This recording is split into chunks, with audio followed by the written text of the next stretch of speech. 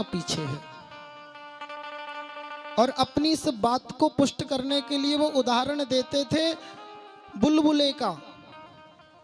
बुलबुला, जो पानी में बुलबुला उठ जाता है,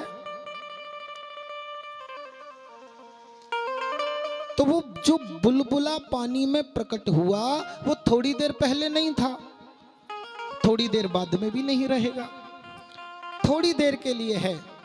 तो जो पहले नहीं था, बाद में नहीं रहेगा, बीच बीच में थोड़ी सी देर के लिए जिसकी सत्ता है, तो उस बुलबुले को हम कहेंगे असत्य है। माने जिसकी बीच में ही सत्ता है, आगे पीछे नहीं है, उसको असत्य कहते हैं।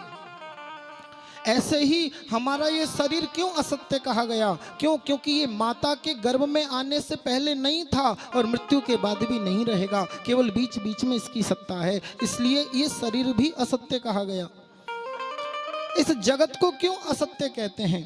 ये ठीक है कि ये जो जगत है वो हमारे शरीर से ज्यादा टिकाऊ है। इस जगत के सामने ये शरीर बहुत कम टिकाऊ है, इसलिए इस जगत को नष्ट होता हुआ हम देख नहीं पाते हैं।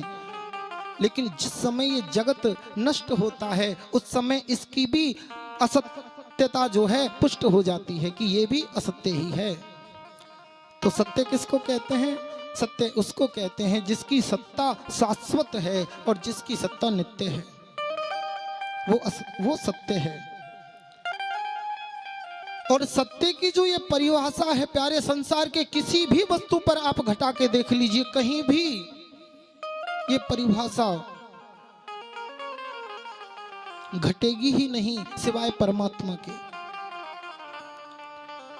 जब हम नहीं थे भगवान तब भी थे, जब हम हैं भगवान तब भी हैं, हम नहीं रहेंगे भगवान तब भी रहेंगे। तो त्रिकालों में जिसकी सत्ता है, इसलिए परमात्मा को सत्य स्वरूप कहा जाता है।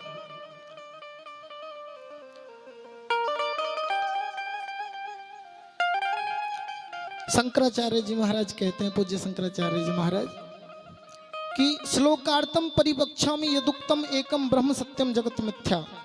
तुम किसको सत्य कहते हो? बोले हम एकमात्र ब्रह्म को ही सत्य कहते हैं, जगत को झूठा कहते हैं।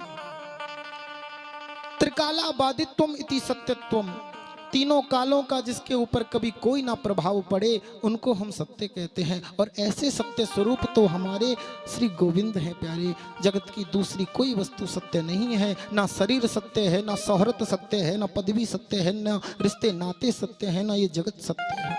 सत्य केवल भगवान है।